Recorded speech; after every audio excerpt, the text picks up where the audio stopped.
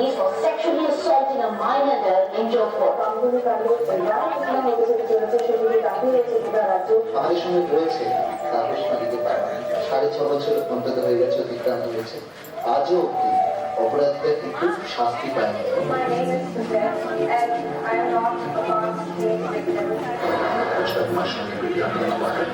माता पिता सभी मामलों से आखिर सुबह पे किया एक सुनसान जगह पर बाइक उसके साथ सामूहिक बलात्कार किया गया।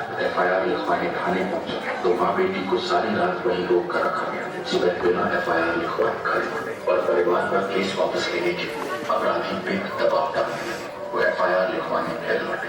आखिर FIR दर्ज करके जब वे देर रात पुलिस थाने से निकले तो कुछ ही दूर पर अपराधियों ने फिर लड़की को जबरदस्ती उठा लिया, बलात्कार किया, रेल की पटरी पर फेंक दिया। कुछ लोगों ने उसे देखा और उसे बचा लिया। पुलिस ने दूसरे बलात्कार की FIR दर्ज नहीं की। अपराधियों के हौसले और बुलंद हुए और एक दिन जब लड़की घर पर अकेली थी तो उसे जिंदा जला दिया। पूजनते रमनते तकते जहाँ नारी की पूजा होती है वहाँ देवता बसते हैं। 11 साल की एक बच्ची के बलात्कार मामले पुलिस ने पीड़ित बच्ची को 6 दिनों तक जबरदस्ती वहां में रखा तो तब बात हो जाती है जब ऐसे दुष्कर्म और अपराध को पुलिस स्टेशन के भीतर अंजाम दिया जाता है। ये खबर मीडिया में दिल्ली से राष्ट्रीय महिला आयोग की सदस्य शमीना शफीक मौके पर पहुंची। लड़की पहली मरतबा FIR कराने के लिए उससे भद्दे वाहियात सवाल पूछे गए जो मेरे पास रिकॉर्ड है। तो एक बार तो उसका बलात्कार कैमरे में बलात्कार को करने पर तो बच्ची की फोटो आ गई है। उसके पास 4-5 पुलिस वाले दारू पीकर यहाँ पर आ रहे और कहने की तुमसे बोला ना कि कॉम्प्रोमाइज कर लो, कॉम्प्रोमाइज नहीं किया तो देख लो हो गया। हैदराबाद में एक महिला डॉक्टर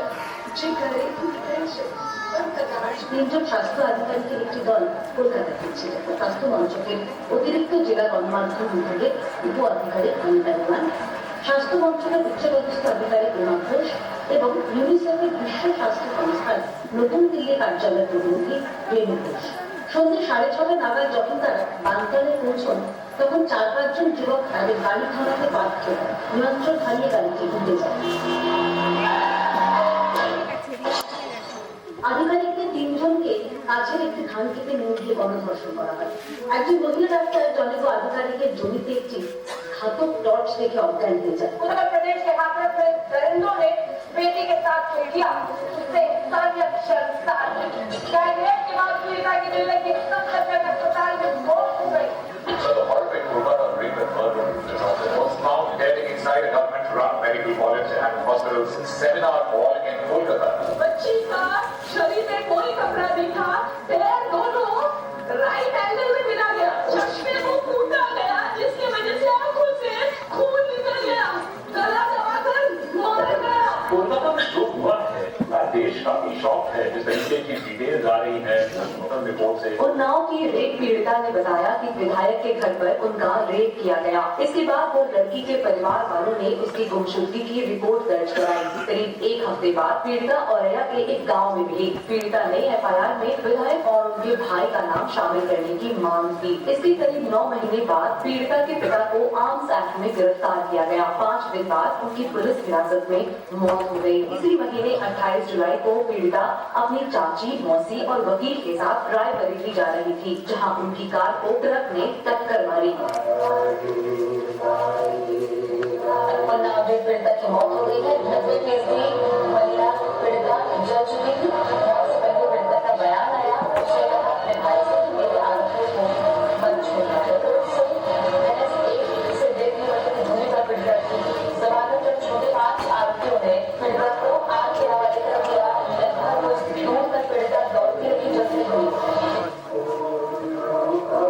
उसने वकील पूछने लगा कि बटन पहले किसने खोला, आपने खोला कि उसने खोला? वो आपके ऊपर था या आप उसके ऊपर थी?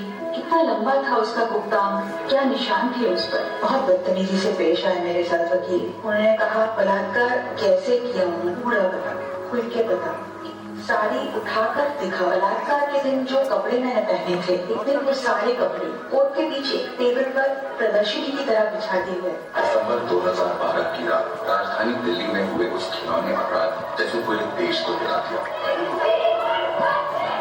हजारों हजार की तादाद में लोग लोग सड़कों पर उतरे, निर्भया के लिए इंसाफ मांगा। जन आक्रोश ने सरकारी मशीनरी को हरकत में आने को मजबूर किया, मगर अफसोस हमारी दुआएं निर्भया को नहीं बचा पाई।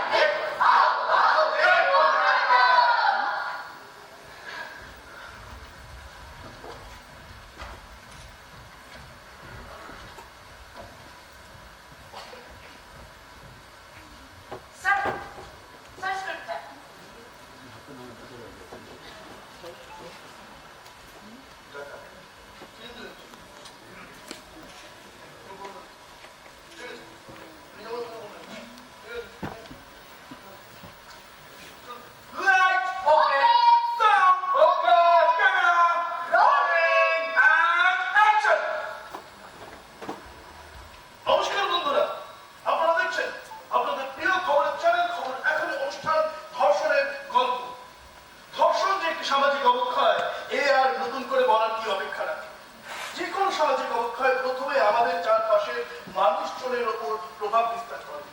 অনেকটা নদীর পার ভাঙনের মতো। কত সভ্যতা, কত জনপদ সেই নদীর অতল গহ্বরে তলিয়ে যায়, তখন শুধু ধ্বংসের অপেক্ষায় দিন গোনা। সামাজিক নৈতিকতা, সামাজিক অবক্ষয়, এই সব কথাগুলো, এই সব কিছু প্রথম শিকার কিন্তু নারী। সামাজিক অবক্ষয়, সামাজিক দুর্নীতির প্রথম শিকার নারী। সীমান্ত অপেক্ষা স্কুল, কলেজ, অফিস, আদালত, হাসপাতাল, সেনা সঙ্গে সর্বত্র মেয়েরা নিগৃহীত হচ্ছে, ধর্ষিত হচ্ছে।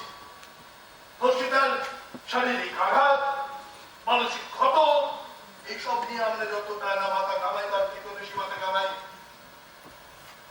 আদৌ ধর্ষণটা হয়েছে তো? হ্যাঁ? হয়েছে তো ব্যাপারটা? অর্থাৎ তার বিশ্বাসযোগ্যতা নেই। उस दिन एक पुलिस वाले ने एक इंटरव्यू में कहा कि लड़कियों को सीमित कपड़ों में रहना चाहिए, नहीं तो आकर्षण पैदा होता है। क्या आकर्षण?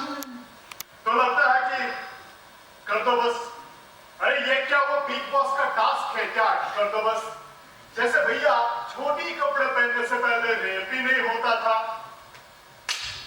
ধর্ষিতাকে কেবল আক্রমণকারীদের বিরুদ্ধে লড়তে হয় না, লড়তে হয় সারা সমাজের সাথে। আর সেই সমাজ যারা জন্ম দিয়ে চলেছে একের পর এক দর্শককে। গুহা মানবের যুগ থেকে আমরা অনেকটা এগিয়ে এসেছি বলে বড়াই করি, কিন্তু সত্যি কি আমরা সভ্য? অসুস্থতা, হ্যাঁ অসুস্থতা আমাদের এই চারপাশটাকে ঘিরে ধরেছে। আমাদের সামাজিক স্বাধীনতার মুখোশের আড়ালে যে জাম্পাবো লোকগুলো আছে, সেগুলো সময়ে অসময়ে বেরিয়ে আসে। ওত পেতে বসে থাকে, অপেক্ষা করে থাকে শুধুমাত্র একটাই সুযোগে। আর সেই সমাজে সংস্কৃতির চর্চা হয়, ওই রাজনৈতিক দিক পরিবর্তন হয়। হ্যাঁ, এই যে অনুষ্ঠান আপনারা আমাদের চ্যানেলে দেখছেন তা দেখবেন, তারপর বাড়ি যাবেন, খাবার খাবেন, শুয়ে পড়বেন, প্রতিদিনের মতো ঘুম থেকে উঠবেন, ব্রাশ করবেন, ব্রেকফাস্ট করবেন, অফিস যাবেন, বাজার যাবেন, পার্কে যাবেন, time to time cinema serial দেখবেন।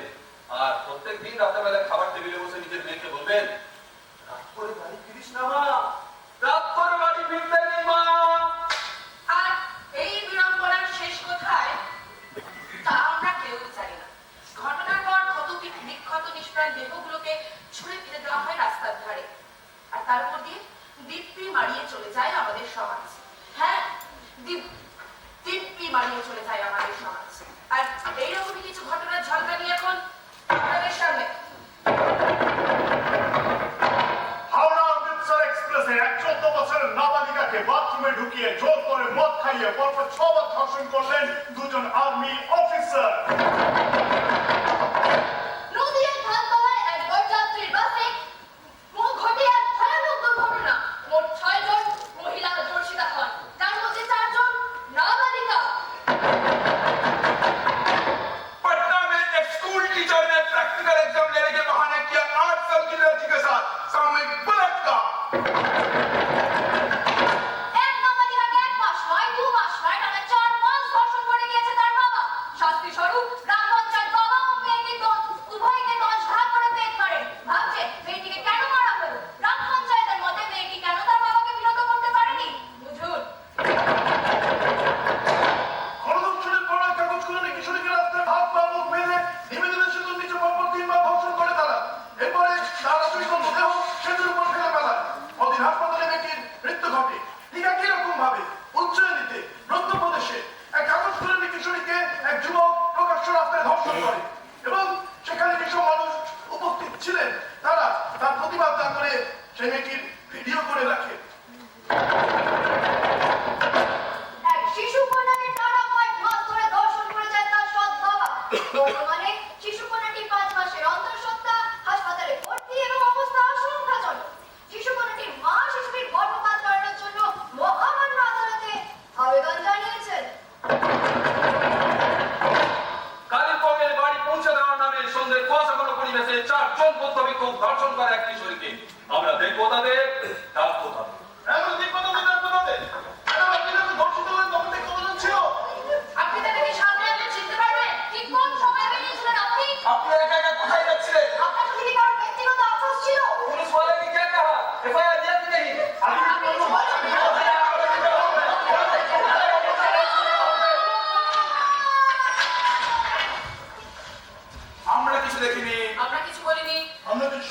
আমরা কিছু দেখিনি, আমরা কিছু বলিনি, আমরা কিছু শুনিনি, আমরা কিছু দেখছি না, আমরা কিছু বলছি না, আমরা কিছু শুনছি না, আমরা কিছু দেখছি না, আমরা কিছু বলছি না, আমরা কিছু শুনছি না, আমরা কিছু দেখবো না, আমরা কিছু বলবো না, আমরা কিছু শুনবো না, আমরা কিছু দেখবো না, আমরা কিছু বলবো না, আমরা কিচ্ছু শুনবো না, আমরা কিছু দেখিনি, আমরা কিছু বলিনি, আমরা কিছু শুনিনি, আমরা কিছু দেখছি না, আমরা কিছু বলছি না, আমরা কিছু শুনছি না, আমরা কিছু দেখবো না, আমরা কিছু বলবো না, আমরা কিছু শুনবো না। আমরা কিছু বলিনি, আপনারা কিছু বলেননি। এভাবে দিনের পর দিন, রাতের পর রাত আমরা চোখ থেকে গেছি, আপনারা চোখ থেকে গেছেন। আমাদের জীব পঙ্গু হয়ে গেছে, মুখে রক্ত চলে এসেছে, হাত পাগুলো বিকলাঙ্গ হয়ে গেছে। আর সেই বিকলাঙ্গতা, সেই জড়ত্ব আমাদের যাতে আর গ্রাস না করতে পারে, সেই তাগিদেই আসানসোল চর্যাপদের নিবেদন লজ্জা, নাটক ও নির্দেশনায় রুদ্রপ্রসাদ চক্রবর্তী।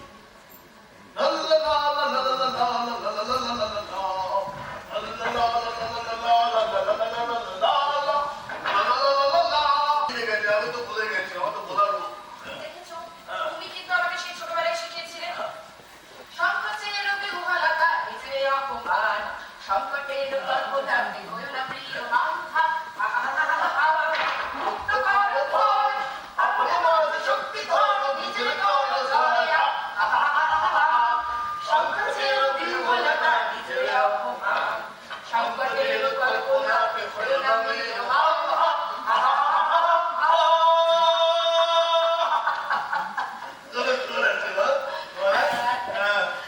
যখন ছোট ছিলি তখন তুই কেমন করে গাইতে মনে আছে? হ্যাঁ, তোর হাতটা গেল পর্যন্ত যেত না, তোর মা টিপগুলো টিপতো, আমি ওই শুয়ে শুয়ে গেল করতাম, বুঝলি? আর তুই পাশে বসে বসে গাইতি। এটা কিন্তু ঠিক আছে। না না, আমি না কোন ভাষায় গাইতে কি জানি? আচ্ছা বাবা, তুমি আজকে বেরোবে না? না, বেরোবো। তাই জন্য বেরোবো। হ্যাঁ, না, সারা সকাল লেখাগুলো তো দেওয়া হয়ে গেছে, ওগুলো বেরোবে। বাইরের মাঝখানে ওই জিয়ারু সাহেব বলেছে যে একটা ওই দীপাবলি পত্রিকা বেরোবে, তার জন্য একটা লেখা দিতে। সেটা দিয়েছি, এবারে কিছু খুব জন্য যেতে হবে। ওই দিব্যেন্দু দোকান একটু যাবো, কিছু বই অর্ডার করেছিল, বুঝলি? এই বইগুলো নিতে যেতে হবে। তো তুই কোথাও বেরোচ্ছিস নাকি? দেখো, বললাম না তুই আজকাল কিরকম সব ভুলে যাচ্ছ। পরের মাসে আমাদের ইম্পর্টেন্ট একটা শো আছে, তার হল বুকিং, তার সেটের এত কাজ, লাইটের কথা বলতে জানা এত কাজ থাকে। এটা সব সময় করে উনি অনেক বুধবারে এত ড্যান্স করে কি বলবো আমরা। প্রপসগুলো মিলিয়ে গুছিয়ে নিবি আর কস্টিউম একদম আয়রন করে রাখবি। আমার কাজ শেষ ফিরতে বিকেল ঘরে নিয়ে আসছি বাবা। সাবধানে ফিরিস মা। সাবধানে ফিরিস মা। সাবধানে ফিরিস মা। সাবধানে ফিরিস মা। বলবি? হ্যালো বলো। ও দিদি, কি কাজ করতে বললো? কস্টিউমগুলোকে সব রেডি করে রাখতে বললো, সবকিছু গুছিয়ে রাখতে বললো, সবকিছু ঠিকঠাক ভাবে একদম লিস্ট মেনে সবকিছু গুছিয়ে রাখতে। আরেকটা কথা বলেছি, তুমি আশা রাখি যে আমি নাকি সবকিছু ভুলে যাই। আর তোমার দিদি একটা কিছু ভুলে গেছে কিন্তু। ঠিক আছে? আমাকে চা করেছে, তোমার বেরিয়ে চা করে দেবে? আচ্ছা আর শোনো, চায়ের সাথে একটু আদা গোলমরিচ দেবো, ঠিক আছে? আচ্ছা। আর শোনো, তোমাকে দেখতে খুব সুন্দর লাগছে। থ্যাংক ইউ কাকু। হ্যাঁ, বলছি এই আদা গোলমরিচের সাথে না একটুখানি এই লবঙ্গ এলাচ আর দারুচিনি দিয়ে দিও, দেখ পাতা, বুঝলে তো? মানে সবকিছু মানে শরীরটা গরম না হলে না দেখায় কি হয়ে যাচ্ছে। বলো কি বলছিলে? আর কি বলবো? সেদিন থেকে তোমাকে আমি বুঝেই যাচ্ছি। দেখো প্রিয়তমা, তোমরা যারা এই মঞ্চে অভিনয় করো, আমি কি তোমাদেরকে একবারের জন্য খারাপ বলেছি? ইনফ্যাক্ট এখনো বলছি না, কিন্তু যে সমস্ত দর্শক তোমাদের এই নাটক দেখার জন্য আসেন, তাদের মধ্যে এমন অনেকেই আছে যারা তোমাদের এই নাটক ফাটক অভিনয় ডান্স ফান্স না কিচ্ছু দেখে না। তারা কি দেখে জানো? তারা দেখে তোমাদের এই সুন্দর শরীরটাকে, আর সেটা কেন দেখে জানো? কারণ তোমরা মঞ্চে উঠে তাদেরকে অবাধে দেখার সুযোগ করে দাও। আর তাই ওদের জন্য আমরা নাচ নাটক সব বন্ধ করো। না, এই শোনো, তুমি নাচ করো, দল করো, থিয়েটার করো, সিনেমা করো, সব, বাট প্লিজ তুমি আমায় ছেড়ে দাও। আসি।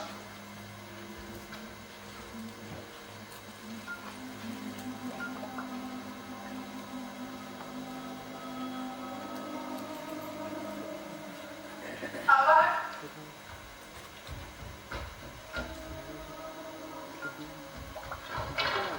আমার চোখের সামনে আমার বান্ধবীর রুমে চিমটি কেটে দৌড় দিয়েছে একটা ছেলে। আমার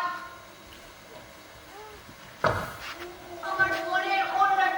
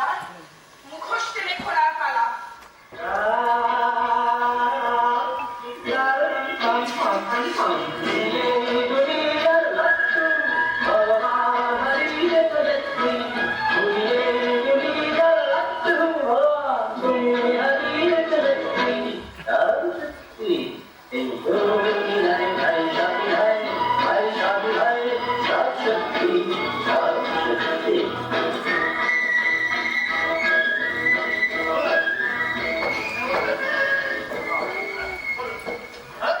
বলবো না? বলতে পেরেছো? বলছি, দিদি, চিন্তা করো। ওই সর্বদার কি একটা মাথায় একটা সমস্যা হয়েছে, দেখো একটু ঠিক করে দিই। হ্যাঁ, লাইটের একটু সমস্যা আছে। ওটা একটু গ্রুপটা একটু দেখতে পারেন, হ্যাঁ? রাজেশ টাইপ করেছে, বলতে পারছি। আরে দেখে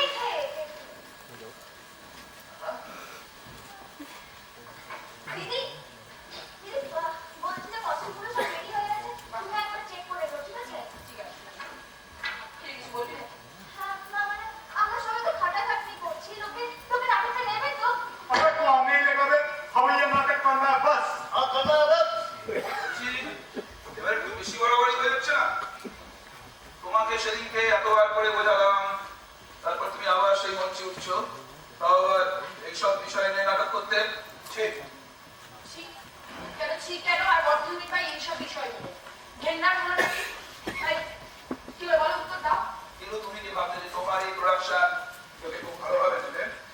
ওরা প্রত্যেকে চিঠি করবে। আমিও তাই চাই এই তাই চক মানেটা কি? তাই চক মানে তোমার নিজের কোনো মান সম্মান কিছু নেই, মঞ্চের উপর দাঁড়িয়ে এইভাবে। সরি বস, এটা আমি মানতে পারছি না। এই, শোনো সুবিমা, তোমার মানা না মানার উপর না কোনো কিচ্ছু নির্ভর করছে না। জানবে আসলে যারা ছিচি করবে তারা কেন করবে জানো? আসলে তারা ওই রকম মানসিকতার তাই। একবার ভেবে দেখবেন আমরা কেন মঞ্চটা দিয়ে কথাগুলো বলছি। তুমি কিছুক্ষণ আগে মান সম্মান ইজ্জত এইসব কথা বলছিলে না? বিশ্বাস করো সুবিমল, আজ আমরা এমন একটা অবস্থায় এমন একটা পরিস্থিতি দাঁড়িয়ে যেখানে যখন তখন যে কারো হাতে আমাদের সম্মান লুট হতে পারে। আর সেটা যাতে না হয় তার একটা চেষ্টা আমরা করবো না।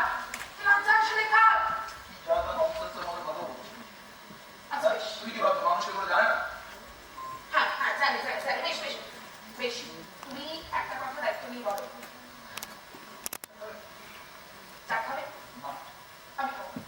তুমি একটা কথা দায়িত্ব নিয়ে বলো তো, যে দর্শক আসলে যতজন বসবে তাদের মধ্যে কেউ একজন অন্তত একজনও ধর্ষক হবেন না। কোনো দিনও কোনো মেয়েকে ধর্ষকের নজরে দেখেনি। তার জন্য পুলিশ আছে, প্রশাসন আছে, রাষ্ট্র আছে। আর ছাড়ো তোমার রাষ্ট্র পুলিশের কথা, কতদিন এসব কথাগুলো বলে দায়িত্ব নিয়ে যাবে তোমরা? হ্যাঁ, আমরা রাষ্ট্র নেই, আমাদের দায়িত্ব নয়, কোনো দায়িত্ব নেই আমাদের।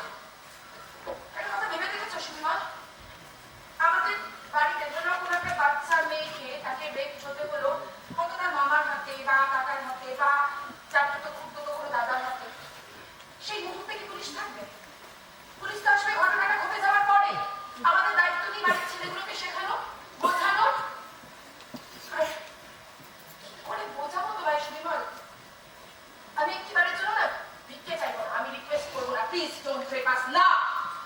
যারা আসলে ওই রকম মানসিকতার তাদের সামনে তাদের আয়নাটুকু নিতে দেবো। আর যারা তারা আপনাদের কানের সামনে প্রবল চলে চিৎকার না করলে আর চলছে না। জানিস তুই জানিস দাদা ভাই, যার সাহস থাকবে, যে সৎ হবে, সে দেখবে শুনবে আমাদের পাশে দাঁড়াবে। আর যে মুখোশ করে যেমন ভয় পাবে না, সেই ছিছি করবে। হয়তো নাটক দেখতে এসে ওকে চলেও যাবে না। একটা মেয়েকে তার জীবনে ঠিক কতবার ধর্ষণের শিকার হতে হয় তুই জানিস? তুই জানিস দাদা ভাই?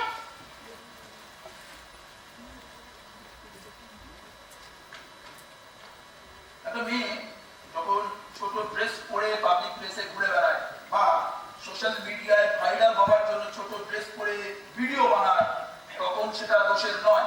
আর একটা ছেলে সেই ভাইরাল হওয়া ভিডিওগুলো দেখে বা ওই ছোট ড্রেস পরা মেয়েদের দেখে রেপ করে দিলে সেটা তখন দোষে। বাহ, এই দারুণ বললে কিন্তু। সবাই তালি দাও, তালি দাও। সুবিমা, জানো তো দিল্লিতে নির্ভয়াকে যারা রেপ করেছিল না, তারা হচ্ছে এই একই লজিক দিয়েছিল। আমার না ভাবতে অবাক লাগছে, তুমি আমার একজন কাছের মানুষের ওই রেপিস্টগুলোর মতো ভাবো। কেন কেন যারা শাড়ি সালোয়ার কামিজ পরে তাদের ধর্ষণ হয় না? দিদার বাবা,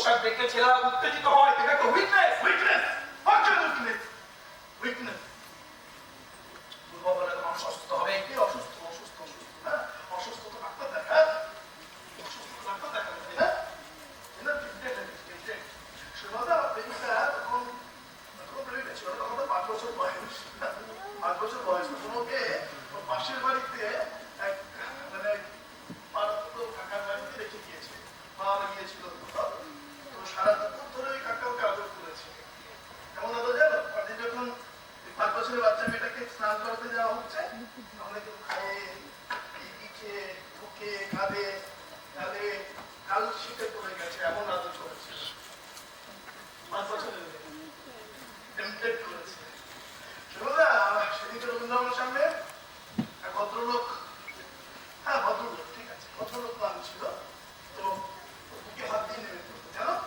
ও তো কালার করে চলেছিল এত কথা একটু বলবো না কবিতা সন্ন্যাসীকে দেখে টেম্পটেড হয় পাগলা বিজ্ঞানীকে দেখে কেউ বাচ্চা মেয়েকে দেখে উদ্দেশ্যে কোনো মেয়ে তাকে দেখে পাশে বেরিয়ে একটা বাচ্চা মেয়েকে দেখে আদরে টেম্পটেড হয়ে ধরো অন্য কোনো মেয়েকে দেখে টেম্পটেড হলো আর টেম্পটেড হয়ে তোমার বাড়ির কোনো মেয়েকে ইভেন তোমার উত্তেজিত হন তাহলে তো আপনাদের বাড়ির মেয়েরাও আপনাদের কাছ থেকে সেফ নয় আসলে ব্যাপারটা তা নয় আপনি উত্তেজিত হলেন টিভি দেখে আর সেই উত্তেজনা বসে রেট করে বসলেন আপনার বাড়িতে যে মেয়েটি পড়তে আসে তাকে কই তখন তো আপনি আপনার বাড়ির মেয়েকে রেট করলেন না বাড়ির মেয়েদের জন্য উত্তেজনাকে কন্ট্রোল করে রাখেন আপনারা নাকি বাড়ির মেয়ের কথা ভেবেও বাথরুমে শিয়ানা পাগল মেয়ে যখন আপনার বান্ধবী তখন আপনি তার প্রতি ভালোবাসা অনুভব করেন যখন প্রেমিকা তখন অনুরাগ অনুভব করেন যখন তখন দায়িত্ব অনুভব করেন একটি মেয়ে যখন আপনার কন্যা তখন পবিত্র সম্পর্ক একটি মার একটি মেয়ে তখন আপনার শ্রদ্ধায় মাথা নত হয়ে আসে আর যখন সে মেয়েটি আপনার কোনো সম্পর্কের মধ্যে পড়ে না তখন আপনি তার প্রতি উত্তেজনা অনুভব করেন ছেলে হয়ে অন্তদের থাকাস না আমি লজ্জা করে না আমার লজ্জা কেন পেতে যাবো? হ্যাঁ লজ্জা কেন পেতে যাবে জামা কাপড় পরে আছে কেন লজ্জা পেতে যাবে ভালো চাকরি করে কেন লজ্জা পেতে যাবে সুন্দর সুন্দর লম্বা লম্বা চুল রয়েছে কেন লজ্জা পেতে যাবে কিন্তু আমার না লজ্জা করে শুরু বলে জানো তো খুব লজ্জা করে যখন বাসে ট্রেনে যখন বসি পাশে কোনো মেয়ে এসে বসে বসে নিয়ে একটু সরে বসে না তখন আমার লজ্জা করে কখনো দেখেছ যে খুব পরিচিত মহিলারা সে মাসি হতে পারে কাকি হতে পারে দিদি হতে পারে বান্ধবী হতে পারে তার সাথে কোনো তোমার খারাপ সম্পর্ক নেই কিন্তু দেখো কথা বলতে বলতে না তোমাদের আচরণটা ঠিক করে করে হ্যাঁ করে কেন করে বলতো তুমি কি তোদের থেকে বাজে হতে যাচ্ছ না তাহলে কেন করো মনোবিদরা বলছে যে অবচেতন মন তারা কিন্তু অবচেতন মন নিয়ে আমরা তাদের কাছে আর কোনো রকমের ভাই দাদা বন্ধু থাকি না কোনো আত্মীয় স্বজন থাকি না আমরা শুধুমাত্র একটা সস্তা পুরুষ দিয়ে যখন তখন ওদের সুবিধা নিতে পারি অবচেতন মনে ওরা এটাই ভাবে ওরা আমাদের ভয় পায় শরীর মনে বিশ্বাস করো ওরা আমাদের ভয় পায় বিশ্বাস করো ভয় পায় বিশ্বাস করবি বা কিভাবে ওকে আমাদের রিসার্চের ফাইলটা দিল তুমি আমার ল্যাপটপটা নিয়ে এসো তুমি এদিকে দেখো 1 years old girl raped by her father at Danish. এটা দেখো পলিটিক্যাল লিডার এখানে দেখো এটা মিলিটারি অফিসার পুলিশ অফিসার এখানে দেখো বন্ধুর হাতে এইটা দেখো মাসু তো দাদার হাতে মাসির বাড়িতে বেড়াতে গেছিল গরমের ছুটিতে কি মজার কাণ্ড তাই না হ্যাঁ দিল্লিতে একজন 23 বছরের যুবতী নগ্ন অবস্থায় ব্যালকনি থেকে ঝাঁপ দিলেন কেন বাঁচার জন্য সারা রাস্তা দৌড়ে বেড়ালেন কেউ একজনও এগিয়ে এলো না তাকে বাঁচাতে জিডিবিল্লা স্কুলের ঘটনাটা মনে নেই একটা ওইটুকুনি বাচ্চা তার প্যান্টার অন্তর্বাস খুলে তার জোড়াকে হাত দিল তার টিচার এই যে নির্ভয়ার যে দোষীদের যে সাজা ঘোষণা হলো যেদিন ফাঁসির সাজা ঘোষণা হলো ঠিক সেই দিনের ঘটনা বলছি একজন যুবতীকে একসাথে 11 জন মিলে রেপ করলো তারও যৌনাঙ্গে ঢুকিয়ে দেওয়া হলো ধারালো অস্ত্র প্রমাণ লোহারের চেষ্টায় তার মুখে ভারী পাথর দিয়ে থেতলে দেওয়া হলো তাতেও শান্তি পেলেন না দর্শকেরা কি করলেন গাড়ি চালিয়ে বারবার করে তার শরীরের উপর দিয়ে পালিয়ে গেল চালিয়ে আর এই সেদিনের ইউপির ঘটনাটা মনে নেই? হ্যাঁ, মেয়েটির বাবাকে বিনা কারণে অ্যারেস্ট করা হলো। মেয়েটিকে এবং তার আইনজীবীকে অব্দি রাস্তায় মেরে ফেলার চক্রান্ত করা হলো। এই তুমি আর কথা শুনতে চাও বলো তো? আর কত লাগবে তুমি? দাদা ভাই, তুমি মহারাষ্ট্রের একটা ঘটনা বলো, কিন্তু তার আগে এই যে কলকাতাতে মানে এই রিসেন্ট কলকাতাতে যে ঘটনাটা ঘটে গেল, যদিও বা সেটা সুপ্রিম কোর্টের বিচারাধীন, আমরা বিচারের জন্য অপেক্ষায় থাকবো, কিন্তু এই এরকম ধরনের ঘটনা আজকে না ঠিক প্রায় 50 বছর আগে হয়েছে মহারাষ্ট্রতে। জানিস, 27 নভেম্বর 1973 মহারাষ্ট্রের ঠিক এডওয়ার্ড মেমোরিয়াল হাসপাতালে সাফাই কর্মী সোহানলাল বাল্মীকির বিকৃতভাবে শিকার হয় ওই হাসপাতালের নার্স অরুণা সরওয়াল। বেসমেন্টে কাপড় বদলের সময় কুকুরের চেন দিয়ে বেঁধে ধর্ষণ করা হয় অরুণাকে। বাধ্য করা হয় অ্যানাল সেক্সের জন্য। অতিরিক্ত অত্যাচারের ফলে মস্তিষ্কে রক্ত চলাচল বন্ধ হয়ে যায় অরুণা, অন্ধ হয়ে যায় সে। প্রায় 42 বছর হাসপাতালের ভেন্টিলেশনে ভর্তি ছিল। তারপর 18 মে 2015 হাসপাতালের বেডে মারা যায় অরুণা সরওয়াল। আর বাল্মীকি খুনের আর চুরির চেষ্টার অভিযোগে মাত্র কয়েক বছরের জেল পায়। বাল্মীকির কিন্তু আদালতে ধর্ষণের বিরুদ্ধে কেস লাগু হয়নি। ঠিক বলেছিস জামশেদদা। 2012 সালে আদালতে 1,01,041টি রেপ কেস জমা পড়ে। এক বছরে 3,563টি রেপ কেসের রায়দান হয়। 1446টি মামলাতে বেকসুর খালাস পায় রেপিস্টরা। পেন্ডিং 86,032টি কেস, মানে মাত্র 3.5% সাজা পেল। 100 জন রেপিস্টদের মধ্যে মাত্র 3 জন রেপিস্ট সাজা পায়। এই কেসগুলো আদালতে এসেছে। ন্যাশনাল ক্রাইম ব্যুরো বলছে 90% রেপ কেস তো নাকি আদালতে আসেই না। এলে দেখা যেত সাজা পাওয়ার পার্সেন্টেজটা 1% এর কম। আর তখন প্রতি 20 মিনিট বা সময় মধ্যে প্রতি কয়েক সেকেন্ড অন্তর যে একটি রেপ হয় তা প্রমাণ হয়ে যেত। এর থেকে বোঝা যায় আমাদের ভারতবর্ষে রেপিস্টদের পাল্লা ভারী। মমতা, 2012 সালের ঘটনা শুনলে এবং 2022-2023 একটা শুন। এনসিআরবি বলছে যে 2023 সালে আদালতে নারী নির্যাতনের রেজিস্টার্ড কেসের সংখ্যা প্রায় 4,45,000। তারা বলছে যে এখনো পর্যন্ত 70% রেপ কেসে দেখা যায় যে ওই ধর্ষকরা উপযুক্ত প্রমাণ বা সাক্ষীর অভাবে বেকসুর খালাস পেয়ে যাচ্ছে। এখন পর্যন্ত 90% রেপ কেস আদালতে আসে না। সত্যি শুনি মন্দা, 10 বছরও কিচ্ছু বদলায় না, কিচ্ছু না। আজও ওই 10 বছর পরে আমাদের দেশে রেপিস্টের পাল্লা সত্যিই ভারী। বাহ, গুড রিসার্চ। তুই সাজা হলো না কেন? আরে 90% কেস রেজিস্টার হয় না কেন? আর এই প্রমাণ লোপাটের চেষ্টা কেন হচ্ছে? কারণ জানতে চাও? কারণ কি জানো? কারণ আপনি ক্ষেত্রে ধর্ষণ করে যেমন পরিচিত 90% ক্ষেত্রে একটা বাড়ির মানুষের ধর্ষণ করে। এক্ষেত্রে কি হয় যে মেয়েটি প্রথমে বিশ্বাস করতে পারে না যে তার আত্মীয় স্বজন এমন করলো, এটা আদৌ বা ধর্ষণ। তারপরে ধরো মেয়েটি বাড়িতে বলতো, তখন বাড়ির লোক কি করে ওই নিজেদের মধ্যে বসে ব্যাপারটা নিয়ে বিচার করে। আর ধরো মেয়েটি বাড়িতে বললো, বাড়ির লোক বিশ্বাস করলো, বিশ্বাস করার পরে মেয়েটিকে দুধ করে নাচে গান নাচ গান এসব কিছু বন্ধ করে দিয়ে আর কি বিয়ে দিল।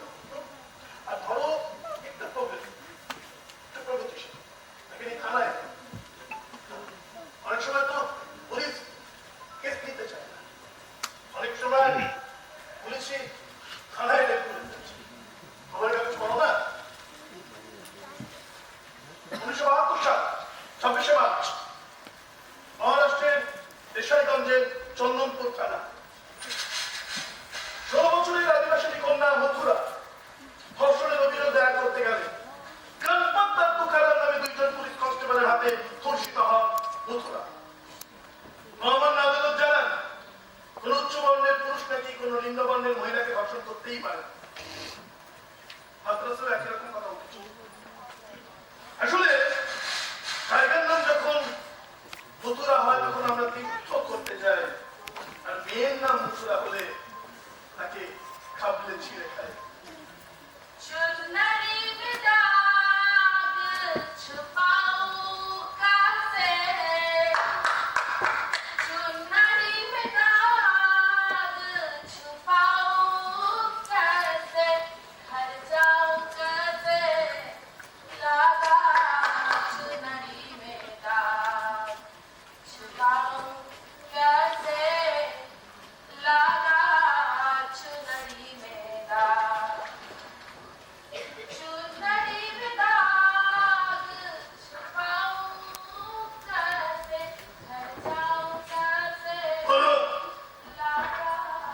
কি হয়েছিল মা সেদিন সেদিন সেদিন আমি বাড়ি ফিরছিলাম স্যার সেদিন তুমি বাড়ি ফিরছিলে তারপর কি হলো সবকিছু হ্যাঁ। তাড়াতাড়ি হয়ে গেল যে আমি পৌঁছে উঠতে পারিনি কি হয়ে গেল কি হয়ে গেল কি ওরা আমাকে ছুঁড়ে ফেলে আমাকে উঠতে দিয়ে ওর কোমরের ওপর দুটো হাঁটু দিয়ে চেপে আমাকে মারতে থাকে তোমাকে মারতে থাকতো তারপর কি হলো বলো আমার কাপড়গুলো ছিঁড়তে থাকে কাপড় ছিঁড়তে থাকে মানে সব কাপড় ছিঁড়ে দেয় মানে গায়ে কোনো কাপড় ছিল না একটাও কাপড় ছিল না একটাও না It's the point. আমার জ্ঞান ফিরলে বুঝি আমার হাত পা দুটো গুটিতে বাঁধা কোমর আর পায়ের নিচে কি যেন চটচট করছে কি চটচট করছে আমার ভালো করে দেখে বুঝি ওটা আমারই রক্ত ও গই মালি মোরি চুনরিয়া कोरी बदन से कोरी चुनरिया हो गई नाली मोरी चुनरिया कोरे बदन से कोरी এবার আচ্ছা একটা কথা বলবে বলছি তুমি তুমি কেন ভয় পাচ্ছ হ্যাঁ ভয় পাচ্ছ হাতটা টেনে নিচ্ছ কেন হ্যাঁ ভয় পাচ্ছ তো শোনো ভয় পেও না ভয় পাচ্ছ এখন তুমি সুন্দরী একটা রসে ভরা মিষ্টি হারি তুমি যদি ঘরে থাকতে ফ্রিজে থাকতে তাহলে সেফ থাকতে কিন্তু এই যে বাইরে বেরিয়েছ হ্যাঁ সেটা সেফ নয় এখানে তুমি সেফ মাথায় রেখো হ্যাঁ আচ্ছা তোমাকে করছিল তখন তোমার একটু ভালো লাগেনি আর তুমি যদি এনজয় করতে একটু ভালো লাগে অনুভব করতে তাহলে কি তাকে লাগতো না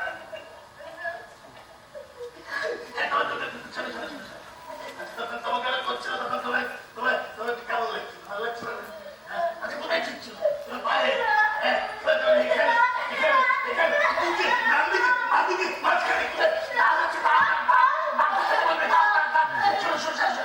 আমাদের মহিলা কনস্টেবল আছে তোমার জামা কাপড় খুলে ভালো করে ভিডিও করে রাখবো হ্যাঁ সেই ভিডিওটাকে কোথায় প্রডিউস করে নেবে আর তুমি কেস জিতে যাবে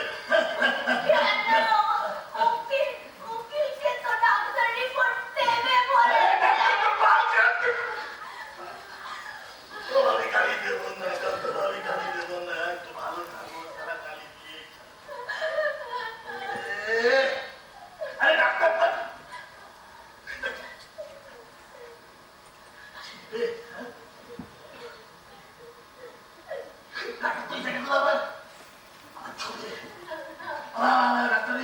দেখবে আমার ছবি তুলবে ছবি দেবে বিশেষ করে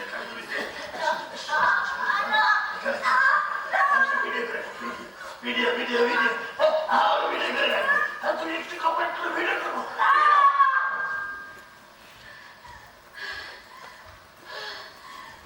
না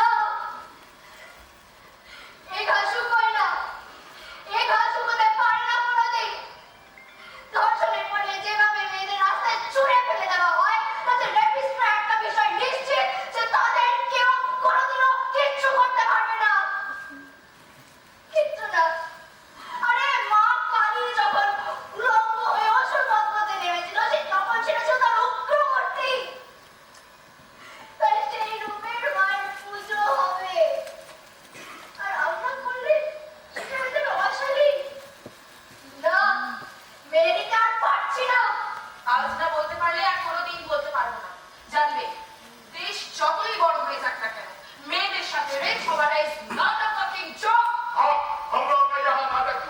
जरूर होगा। चलो भैया, सड़क पे चलते हजार की रंडी नहीं होती, और रंडी को भी उसके मर्जी के खिलाफ छुआ ना, अकॉर्डिंग टू लॉ उसे भी रेप कहते हैं। शुरू हुआ नाटक আর কতটা নগ্ন হবি, আর কতটা নগ্ন হবি, প্রতি কত ক্ষমা, আর কটা মেয়ে মরলে তবে চাকরি তিলোত্তম, আর কতটা নগ্ন হবি, করবি কত ক্ষমা, আর কটা মেয়ে মরলে তবে চাকরি তিলোত্তমা, আর কতটা নগ্ন হবি, করবি কত ক্ষমা, আর কটা মেয়ে মরলে তবে চাকরি তিলোত্তমা, আর কতটা নগ্ন হবি, করবি কত ক্ষমা, আর কটা মেয়ে মরলে তবে চাকরি তিলোত্তমা, আর কতটা নগ্ন হবি, করবি কত ক্ষমা, আর কটা মেয়ে মরলে তবে চাকরি তিলোত্তমা, আর কতটা নগ্ন হবি, করবি কত ক্ষমা, আর কটা মেয়ে মরলে তবে চাকরি তিলোত্তমা, আর কতটা নগ্ন হবি, করবি কত ক্ষমা, আর কটা মেয়ে মরলে তবে চাকরি তিলোত্তমা। নমস্কার, নমস্কার, সবাই কেমন আছেন? ভালো আছেন? একটা ভুল হয়ে গেছে, আমি তো মেয়ে, আমার রাস্তায় কথা বলা উচিত ছিল। আপনারা আমায় শিখিয়েছেন জোরে কথা বলো না, ঠিক করে বসো না, ঠিক করে নাও, জোরে বসো না। আরেকবার শুরু করি, হ্যাঁ প্লিজ চলো, আরেকবার চলো, 1 2 3 স্টপ।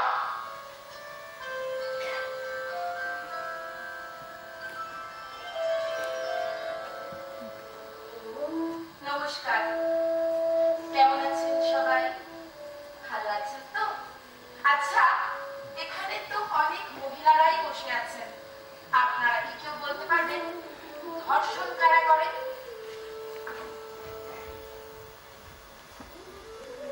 এইদিকে আপনি, হ্যাঁ আপনি পারবেন?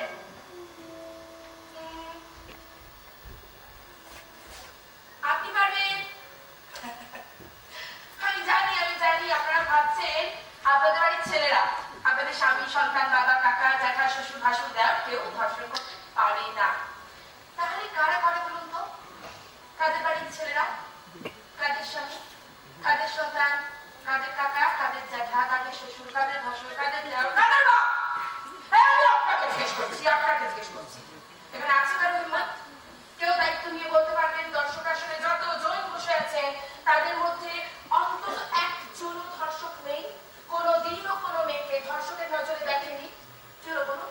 আমি আপনাকে জিজ্ঞেস করছি, আমি আপনাকেই জিজ্ঞেস করছি, আমি আপনাকে জিজ্ঞেস করছি, আমি আপনাকে জিজ্ঞেস করছি, আপনাকে জিজ্ঞেস করছি, আপনাকে জিজ্ঞেস করছি, না আমি আপনাদের সবাইকে জিজ্ঞেস করিনি। তবে যাকে বা যাদের জিজ্ঞেস করছি তাদের তো বুঝতে অসুবিধা হওয়ার কথা নয়, তাই না? আমরা আপনার কাছে, আপনাদের কাছে কোনো ভিক্ষে চাইবো না। আমরা আপনার কাছে, আপনাদের কাছে কোনো সহানুভূতি চাইবো না। আপনাকে পুলিশে ধরানোর হুমকিও দেব না। আপনাকে আমরা চিনি না, জানি না, জানবেন। আপনারা এখানে কয়েকজন আছেন যারা মুখোশের আড়ালে।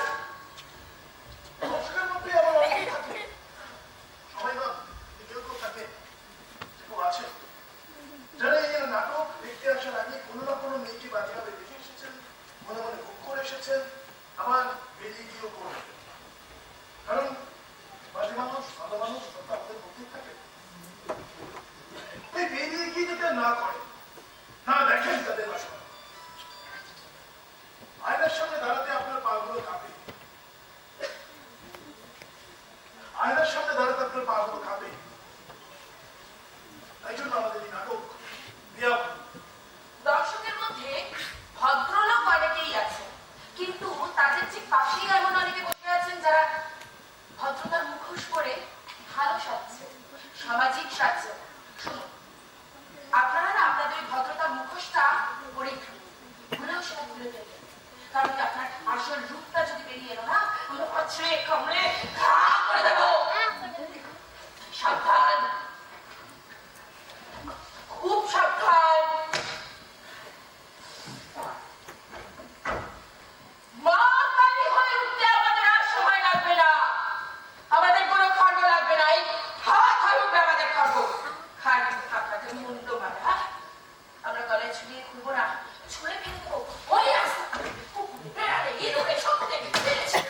আর ওই যে ওই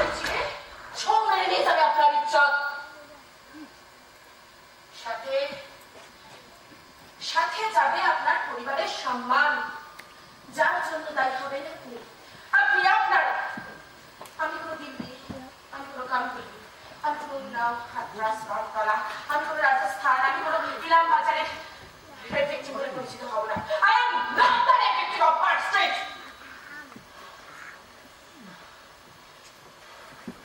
I'm the survivor of the brutal, heinous crime that was done to me. And today, I stand fighting for justice. My name is Susan Jordan. আমি জ্যোতি সেন, আমি অনিতা বেগম, আমি আসিফা, আমি ধর্মীয় মনোরমা, আমি জিডি বিড়লা স্কুলের সেই নাম না জানা ছোট্ট বাচ্চা মেয়েটা। আমি ঐশী কর, আমি অনুষ্কা দে, আমি কইরা চক্রবর্তী, আমি সায়ন্তী চ্যাটার্জি, আর আমরাই আপনি। যারা ধর্ষণ করে তারা কিন্তু 1%, বাকি 99% মানুষ আমরা তাদের ভয় পাই। জন্ম থেকে মৃত্যু প্রতিটি পুরুষ ভয় পায় যারা তাদের বাড়ির মেয়েদের সাথে এমন কাণ্ড না করে। জন্ম থেকে মৃত্যু প্রতিটি নারী ভয় পায় যারা তাদের সাথে এমন কাণ্ড না করে। জন্ম থেকে মৃত্যু প্রতিটি তৃতীয় লিঙ্গের মানুষ ভাবে যারা তাদের সাথে এমন কাণ্ড না করে। কাছে ভয়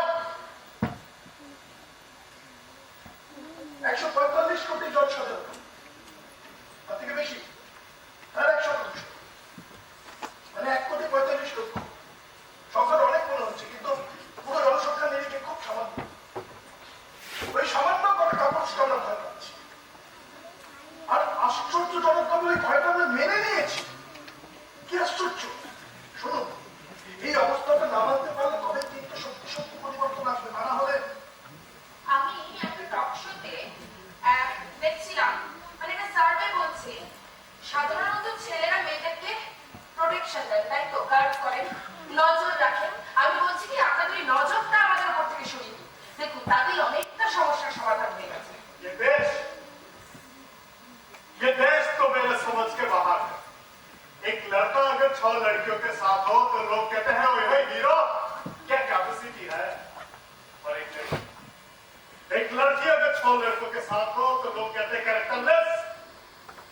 अब सवाल बस इतना है कि क्या ये हालात में मंजूर है? हाँ? बस, और नहीं चुप रहेंगे हम। पहले पोशाक पहनाते हो, पहले पोशाक पहनाते हो, फिर उसे ही खोलने के लिए इतनी साजिश। छोटी सी से जिसको ढक के रखो, संभाल के रखो सिखाया जाता, उसे ही सबको देखता है मेरे देश। तू एक औरत, तेरे ही घर में इतने अंधेरे, नंगा करके छोड़ा है सबको। हर 15 मिनट पे रेप अखबारों में छपते हैं, पढ़ते हैं, फिर भूल जाते हैं हम सब। सिर्फ पुलिस प्रशासन क्या करेगी ये सब? अरे गंदगी हमारे दिमाग में है, इसे हटाना है, इसे बदलना है, नहीं तो से फाइलों पे फाइल जमा होगी, बस। चलती बस से रेप करके फेंक दिया जाता है, चलती बस से रेप करके फेंक दिया जाता है। इसके लिए जिम्मेदार कौन? पुलिस, प्रशासन या हम? और हम যারা রেপ করে, যারা ধর্ষণ করে, তাদের কোনো ভাষা হয় না, টেক্সট কাজ হয় না, কোনো সম্পর্ক হয় না, কোনো রাজনৈতিক আদর্শ হয় না। পুলিশ, নেতা, এনডিওয়ালা, ছাত্র, শিক্ষক, মিলিটারি, যে কোনো ধর্ষণ, নাট্যকর্মী, যে কোনো ধর্ষণ, কোনো সম্পর্ক নেই। বাবা, কাকা, মামা, জ্যাঠা, দাদা, ভাই, বন্ধু, যে কোনো ধর্ষণ, কোনো ফিক্সড কাজ হয় না। যে কোনো কাজের মানুষ, যে কোনো সম্পর্কের মানুষ, কোনো জাত, কোনো ধর্মের মানুষ তারা হবে না। হিন্দু, মুসলিম, শিখ, খ্রিস্টান, যে কোনো ধর্ষণ করতে পারে। কোনো রাজনৈতিক আদর্শ হয় না। CPM, Trinamool, Congress, BJP, RJD, BNP, ABNP, Samajwadi Party, আজ কত আছে। আসলে এদের কাছে এইসব রাজনৈতিক আদর্শ, এইসব সম্পর্ক, এইসব ধর্ম, এইসব পেশা কোনো কিছু কোনো গুরুত্ব নেই। এরা শুধু বলছে এদের শরীর চলে থাকে শুধু একটা যৌনাঙ্গ। মোমবাতি শুধু পড়ে ও জ্বালিয়ে লাভ নেই। আগুন জ্বালাতে হলে জ্বালান সবার আগে নিজের মনে। মন কোথায় আছে জানি না, সেখানে জ্বালান। যে কোনো রাজনৈতিক আদর্শের তলায় বসে থাকতে পারে, যে কোনো ধর্মের তলায় বসে থাকতে পারে, যে কোনো সম্পর্কের তলায় বসে থাকতে পারে, যে কোনো পেশার তলায় বসে থাকতে পারে, এবং সেই পেশা, সেই রাজনীতি, সেই ধর্ম, সেই মানুষগুলোকে কলঙ্কিত করে।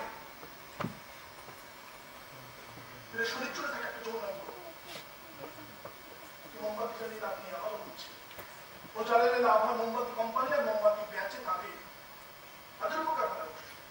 কিন্তু আগুন চালু করে যারা সবার আগে নিজের মনে আবারও বলছে আমরা কখনো ভাবি না তাই না যে আমাদের বাড়ির মেয়েদের সাথে এমন কাণ্ড ঘটতে পারে। দ্বিতীয় বিশ্বযুদ্ধের সময় একটা কবিতা ছিল, সেটা যদিও রাজনৈতিক কবিতা, রাজনৈতিক পরিপ্রেক্ষিতে লেখা, সেটা যদি এই ক্ষেত্রে আমরা ব্যবহার করলাম তাহলে বিষয়টা ঠিক এরকম দাঁড়ায়, প্রথমে সে আমার শহরে এলো, মারলো অনেক লোককে,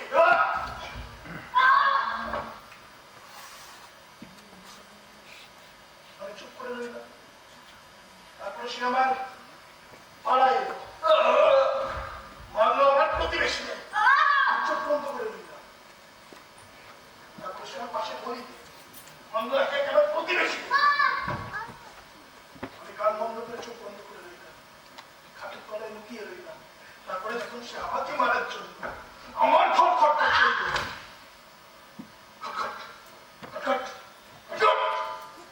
আমি চিৎকার করলাম ভয়ে, বাঁচাও!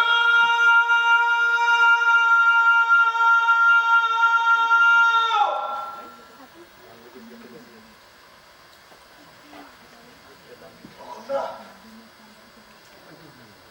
আমাকে বাঁচানোর মতো আর কেউ বেঁচে নেই। কেউ রেপ হলে তার জন্য দায়ী আপনি, আমি। হঠাৎ করে হ্যাপি মোমেন্টসে লিখে ফেসবুকে পোস্ট করি, কিন্তু নারীকে একটা সুরক্ষিত পরিবেশ দিতে পারি না আমরা। Monster become celebrity in India. আবার অন্যদিকে এদেশে মদ খেয়ে মরলে কিশোর আবেশিত বুদ্ধিজীবীরা মোমবাতি জ্বালিয়ে মিছিল করেন। অন্যদিকে বেশ কিছু বছর আগে তপসিয়ার নাম না জানা কিশোরী ধর্ষিতা হয়ে খালের জলে ভাসে। তার বেলা কাশ্মীরের কাঠুয়ায় টানা ৮ দিন ধরে গণধর্ষণের শিকার নিহত আসিফার পক্ষে দাঁড়ানোর পরিবর্তে আইনজীবীদের একাংশ ধর্ষকদের পক্ষে সওয়াল করেন। কি অদ্ভুত, তাই না? আবার অন্যদিকে ধর্ষণের অভিযোগে দোষী সাব্যস্ত রাম রহিম সিং, আসারাম বাপুর সমর্থকেরা পুলিশের গাড়ি জ্বালায়, ট্রেনে আগুন লাগায় ও হত্যা করে অনেক সাধারণ মানুষকে।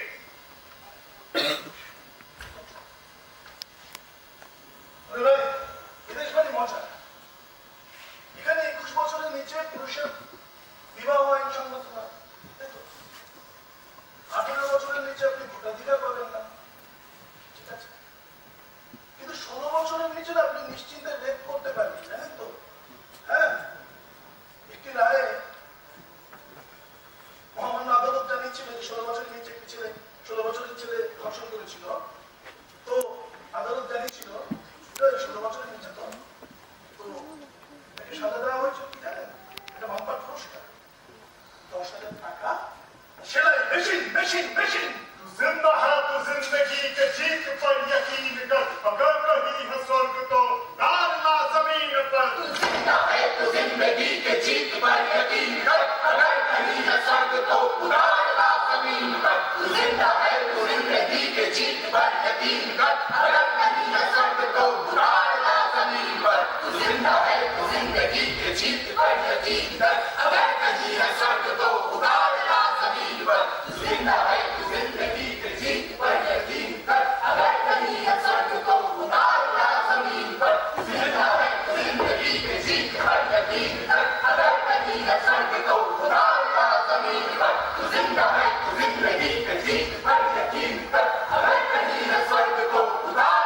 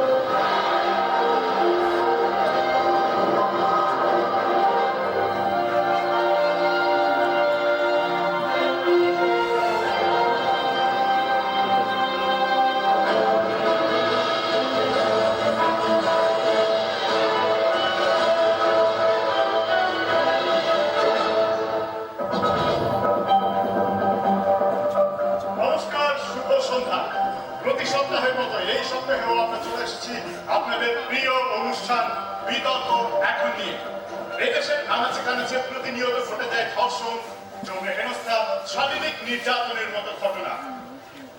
নানা উৎসব অনুষ্ঠানও ঘটে থাকে এই ধরনের ঘটনা। যেমন বেশ কয়েক বছর আগে বেঙ্গালুরুতে বর্ষবরণের রাত্রে অবাধ যৌন হেনস্থার শিকার হতে হয়েছিল মহিলাদের। আবার গত বছর অর্থাৎ 2013 এই দুর্গাপুজোর সময় দশেরার দিন মধ্যপ্রদেশে এক 3 বছরের শিশু কন্যা দশেরা দেখে বাড়ি ফিরে আসার পথে ধর্ষিতা হয়। অন্যদিকে সেই একই দিনে হরিয়ানায় একটি 14 বছরের নাবালিকা ভাইয়ের সঙ্গে দশেরা দেখে বাড়ি ফিরে আসার পথে গণধর্ষণের শিকার হয়। আর এইসব ঘটনাকে কেন্দ্র করে নানা সময় নানা জনের নানা মন্তব্য ঘিরে শুরু হয় বিতর্ক। যেমন বেঙ্গালুরু প্রসঙ্গে কর্ণাটকের তৎকালীন এক রাজনৈতিক ব্যক্তিত্ব বলেন যে বড়দিন ও বর্ষবরণের রাত্রে নাকি এই ধরনের ঘটনা ঘটেই থাকে। ঠিক একই প্রসঙ্গে আরো এক ধাপে গিয়ে মুম্বাইয়ের আরো এক রাজনৈতিক ব্যক্তিত্ব বলেন মেয়েরা ছোট পোশাক পরে রাত্রে বন্ধুদের সঙ্গে বেরোলে এসব নাকি হতেই পারে, এটা নাকি স্বাভাবিক ব্যাপার। ঠিক এইসব বিষয় নিয়ে কথা বলার জন্য আজ আমাদের সঙ্গে আমাদের স্টুডিওয়ে রয়েছেন এমন একজন যিনি 1 নয় 2 নয় বহু ধর্ষকের পক্ষে কেস লড়ে চলেছেন অবিরত, বহু পিআইএল ফাইল করেছেন তিনি, বহু ধর্ষকের পক্ষে কেস লড়ে চলা সেই ইউকে মিস্টার M.K. শর্মা অর্থাৎ মনোহর কুমার শর্মা আজ আমাদের সঙ্গে স্টুডিওয়ে। নমস্কার স্যার। নমস্কার। আচ্ছা স্যার, আপনি সম্প্রতি একটি সাক্ষাৎকারে বলেছেন যে মেয়েরা নাকি ছেলেদের প্রভোগ করে তাই নাকি রেপ হয়, কি বলবেন এই বিষয়ে? তাহলে ভুল কথা বলছি। তাহলে আপনি কি বলেছেন? আমি তো বলিনি। আচ্ছা কি আমি বলেছেন? তাহলে ভুল কথা বলছি। আমি বলেছি মেয়েরা দুর্বল। আচ্ছা মেয়েরা দুর্বল, মেয়েরা দুর্বল আর ছেলেরা হলো মজবুত।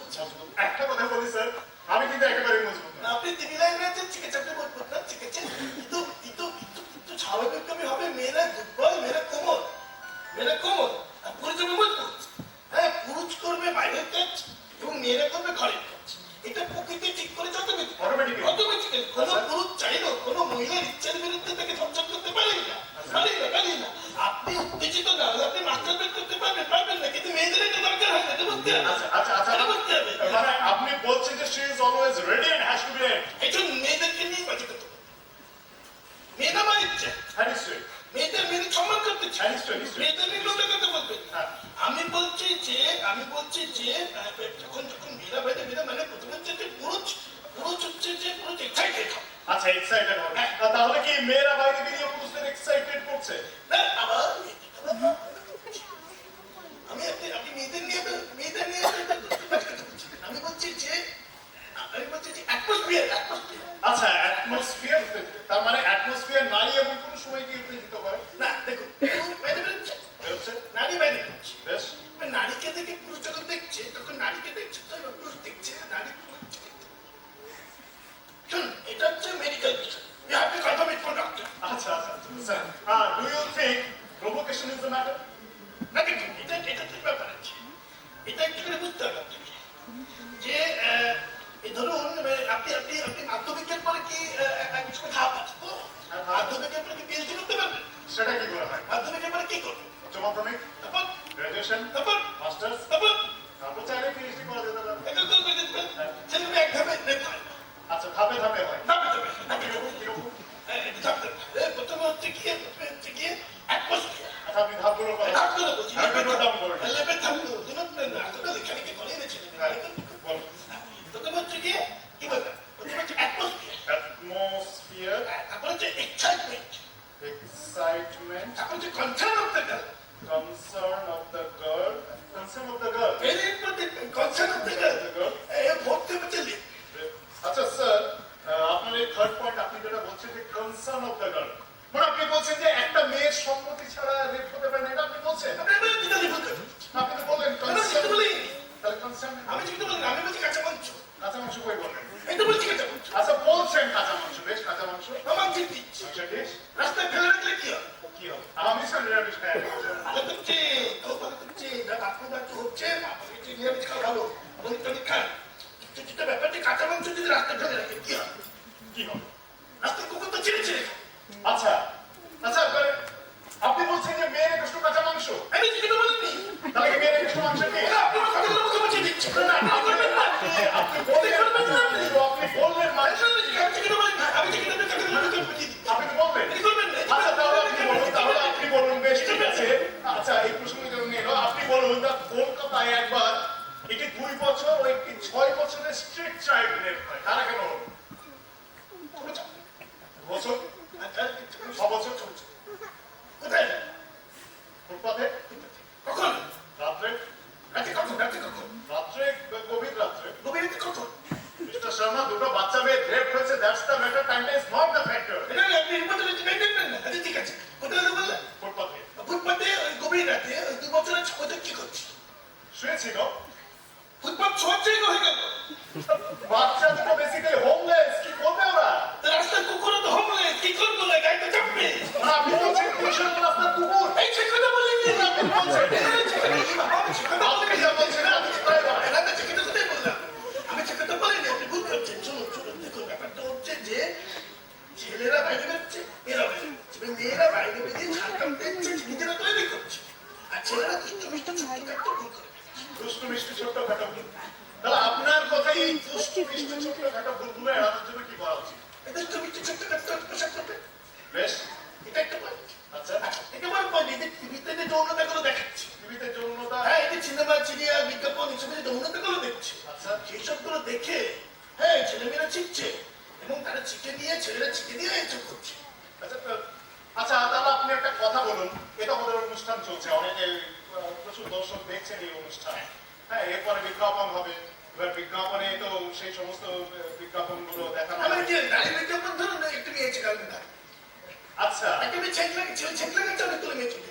আচ্ছা এগুলো দেখে ছেলে আক্রেষ্ট চলছে এবং যৌনভাবে আক্রেষ্ট চলছে। এটা বুঝতে হবে আপনাকে। এটা বুঝতে হবে আপনাকে। আপনি কি ইগনোর করতে পারেন না? এটা বুঝতে হবে। আচ্ছা ঠিক আছে, আমি আপনার কথাই যদি ধরলাম তাহলে তো একটু করে সেই রকম বিজ্ঞাপন হতে পারে, দর্শকরা দেখতে পারেন, বা তারা অন্য সিনেমা সিরিয়ালে সেই সমস্ত দৃশ্যগুলো দেখতে পারেন। তাহলে কি তারা প্রত্যেকে রেপ করছেন? না, তারা প্রত্যেকে রেপ করেন। কেন করেননি? কারণ তারা সুযোগ পান। ও মানে সুযোগ পেলে তারা প্রত্যেকে রেপ করতেন? আর আপনি করতেন? হ্যাঁ, আপনারা অপমান করছেন, এই করবেন না। এই করবেন না, এই করবেন না। আচ্ছা,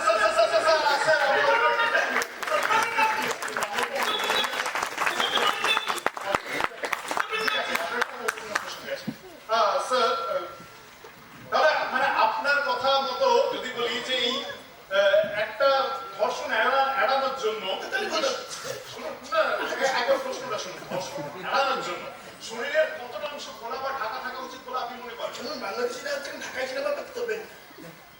ঢাকায় সিনেমা বাদ করে কিছু হবে না, ঠিক আছে? যে পোশাক দেখলে পরে পুরুষ উত্তেজিত হয়, সেই পোশাক করে যাবে না। আচ্ছা আপনার মা কি পোশাক? শাড়ি পরেন? আপনার মা শাড়ি পরে পিছনে বসে গেলে সবাই করছে। পরে কিন্তু এটা করবেন না, না, এটা করবেন না, না, এটা করবেন না, এটা করবেন না, এটা করবেন না। বিধবা হয়েছে, এটা করবেন না। তাহলে এবার আপনাকে আমি আরো একটা প্রশ্ন করি, তাহলে রানাঘাটে কি হয়েছিল? রান্নাঘরে গজা বিখ্যাত কি না? ঠিক আছে, গজা ঠিক আছে, কিন্তু রানাঘাটে একবার একজন বৃদ্ধা সন্ন্যাসিনী রেপ হন, তিনি তো আপাদ অবস্থা পুরোটাই ঢাকা ছিলেন, শুধুমাত্র চোখের পোর্শনটা ছাড়া, তাহলে তিনি কেন রেপ করেন? ওটা কি ঢাকা ছিল? হ্যাঁ এটা কি ছাড়া? হ্যাঁ লজিক আছে, লজিক আছে, এটা লজিক আছে। লজিকটা যেরকম, ধরুন রান্নাঘাটের ওখানে কোনো শপিং মল বা সিনেমা হলে কোনো মেয়ে ছোট পোশাক করে গেছে, আমরা ছেলেগুলো মেয়েটাকে দেখেছি, দেখেছি। এবার এই মেয়েটা তার বান্ধবীদের সাথে বা বন্ধুদের সাথে বা ওই ফ্যামিলির সাথে বাইক চলে গেছে। এবার তো ছেলেগুলো তো মেয়েটাকে দেখেছে, বুঝলেন তো? ছেলেগুলো মেয়েটাকে দেখেছে, দেখে টেম্পটেড হয়েছে। এবার কি করবে? এবার ছেলেগুলো মাথার মধ্যে ঘুরছে, এবার উনি ঢাকা ছিলেন, ওনাকে সামনে পেতে ওনাকে করে দিয়েছে। একজনকে দেখে উত্তেজিত হয়, আরেকজনকে সব থেকে বড় কথা হচ্ছে গিয়ে যে এইরকম ভাবে ছেলেদের উপর আনন্দ দিলে পরে প্রথমে ছেলেরা শেষ হয়ে যায়। কেন? সমাজে মুখ দেখাতে পারে না, পরিবারের মুখ দেখাতে পারে না, কোথাও মুখ দেখাতে পারে না। বুঝতে হবে, বুঝতে হবে, বুঝতে হবে। আচ্ছা স্যার, ঠিক আছে, আমরা আপনার কথা শুনলাম, আমাদের অনুষ্ঠান প্রায় শেষের দিকে, আপনি শেষে দর্শককে কি বলবেন? আমি কিছু বললাম, তুমি বললাম না না, আপনাকে তো ইন্টারভিউ তো দেখেছি, আমারও ভুল করছি। মানে আপনি বলছেন ইন্টারভিউতে আসেননি। না, ঠিকই তো বলছি, আপনি ভুলভাল করতে করছি। আমি তো স্যার দেখছি পুরোটাই ভুলভাল বলছি, এরপরে এবার আপনাকে ডাকলে ভালো করে পড়াশোনা করে আসবো। এখন কিছু বলুন প্লিজ। দেখুন, প্রথম কথা হচ্ছে যদি ধর্ষণ আটকাতে হয় তাহলে তিনটে জিনিস করতে হবে। একটা হচ্ছে টিভিতে যৌন বিচ্ছেদ কেন বন্ধ, আচ্ছা দুই ছোটখাটো পোশাক করে বন্ধ, বেশ, তিন মেয়েরা বাড়ি থেকে বেরোবে না? বেরোবে। ধরুন যখন সকালে বেরোবে তখন সাথে একজন পুরুষ থাকবে। যখন এই 12টা সময় বেরোবে তখন দুজন পুরুষ থাকবে। যখন 3টে 4টের সময় বেরোবে তখন 3-4 জন বসতে, যখন 6টার সময় বেরোবে তখন 3-4 জন বসবে দিয়ে অ্যাডজাস্ট করা যেতে পারে। তারপরে তো বেরোবে না, তারপরে বেরোবে। হ্যাঁ, যদি আমরা মেয়েদের সবাই সাথে যেতে পারি, যদি আমরা মেয়েদেরকে এভাবে পাশে দাঁড়াতে পারি, তবেই ভালো হবে, তবে সবাই ঠিক চর্চা যাবে। বেশ, ঠিক আছে স্যার, আমরা শুনলাম। আপনারা এতক্ষণ শুনলেন মিস্টার এম.কে. শর্মা অর্থাৎ মনোহর কুমার শর্মার বক্তব্য। তার বক্তব্য অনুযায়ী মেয়েরা কখনোই ছোট পোশাক পরবেন না এবং কখনোই একা বাড়ি থেকে বাইরে বেরোবেন না। একান্তই যদি বাড়ি থেকে বেরোতে হয় তবে সঙ্গে অন্তত একজন পুরুষ সঙ্গে নিয়ে বেরোন, এবং তারপরেও যদি রেপ পান তাহলে বুঝবেন তার জন্য দায়ী আপনি।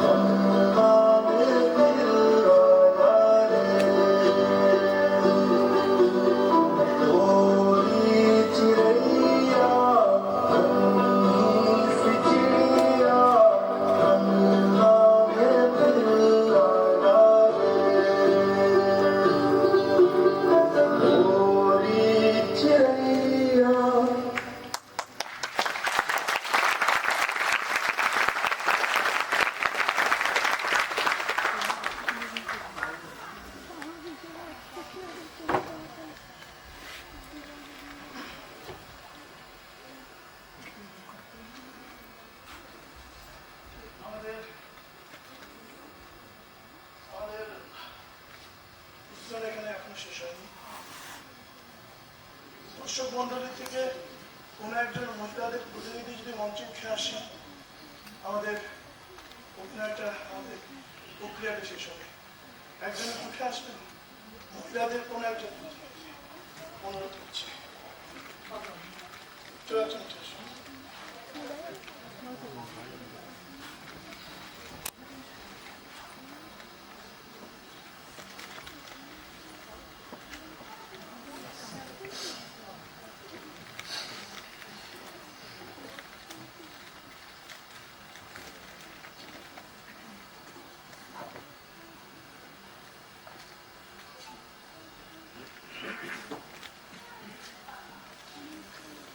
আমরা বিশ্বাস করি, চর্যাপদ বিশ্বাস করে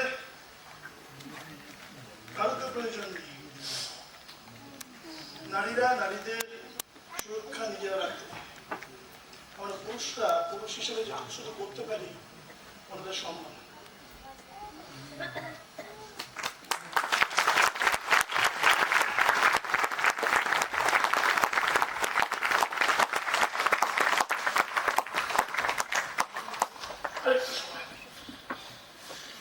এই নাটক 50তম অভিনয়। যারা যারা 50টা অভিনয় আগে ছিল এই মঞ্চে, তাড়াতাড়ি মঞ্চে চলে আসবে, তাড়াতাড়ি করে। যারা যারা এসছিস বিভিন্ন জায়গা থেকে, হয়তো দূর দূরান্তে চলে গেছে, তারা একটু মঞ্চে এসো। এই নাটক পশ্চিমবঙ্গ সরকারের পশ্চিমবঙ্গ নাট্য একাডেমির শ্রেষ্ঠ স্বল্পদৈর্ঘ্যের নাট্য প্রযোজনা পুরস্কার পেয়েছিল 2021 সালে সারা পশ্চিমবঙ্গের বুকে।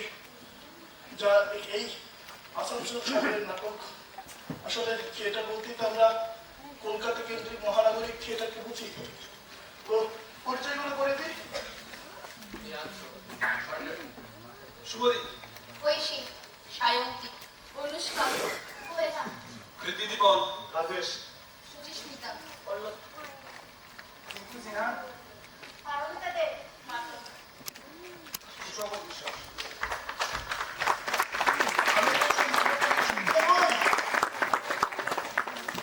সন্তুদা, হ্যাঁ, 37 জন আজ পর্যন্ত এই প্রয়োজনে কাজ করেছি আমরা। সবাইকে সবসময় তো পাওয়া যায় না, কিন্তু আপনাদের সবার কাছে আমরা কৃতজ্ঞ যে আজকে আপনারা এলেন।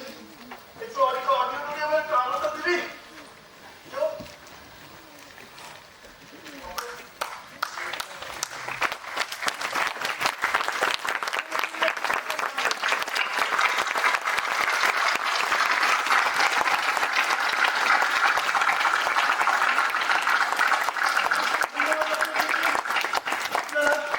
বৃষ্টি মাথায় করে এসেছেন তার জন্য।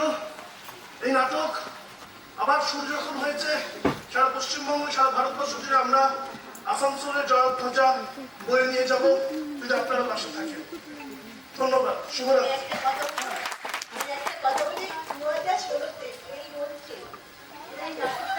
তখন আমি মহুয়া তখন আমাকে তোমরা যার জন্য আজকে আমি এটাকে আবার নিলাম।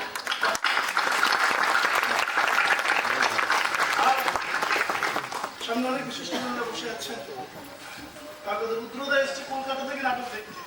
রুদ্রপ্রসাদ ঘোষ, অভিজিৎদা বসে কৃষ্ণেন্দ্র দুর্গাপুর থেকে, সৌরদীপ্ত, টিয়ার সাহেব, নাটকের সমস্ত বন্ধুরা বসে আছেন।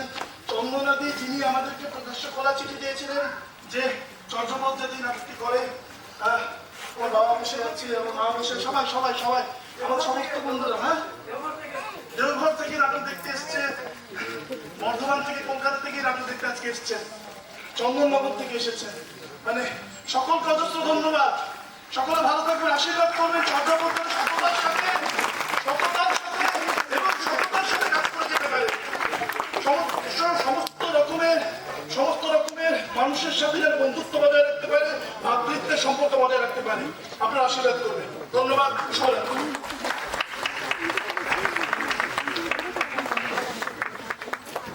ধন্যবাদ, সুন্দর, ধন্যবাদ।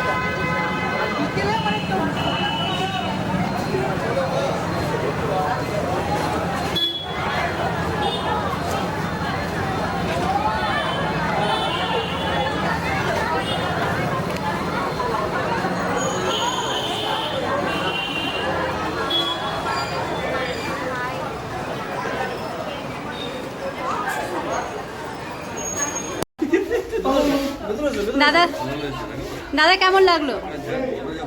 খুব ভালো লাগলো। এটা একটা মূল্যবোধের নাটক।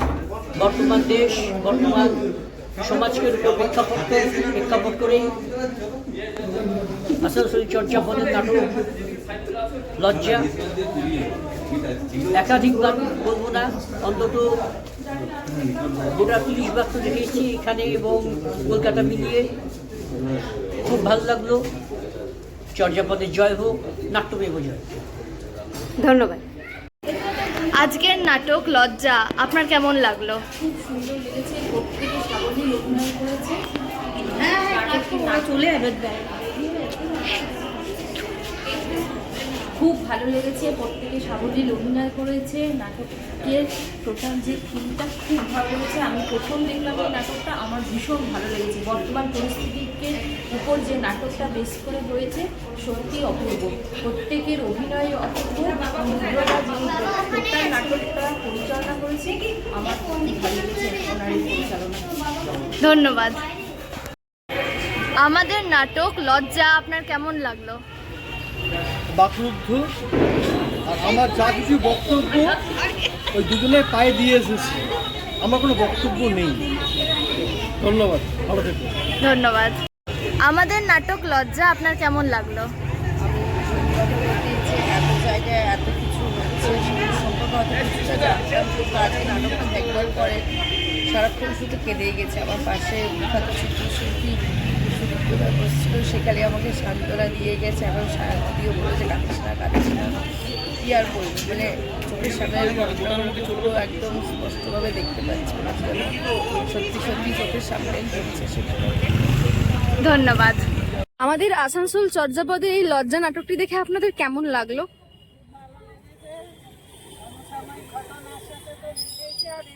জিনিস হয়েই আসছে দীর্ঘদিন ধরে, কয়েক দশক ধরে বলবো, শুরু থেকেই আছে।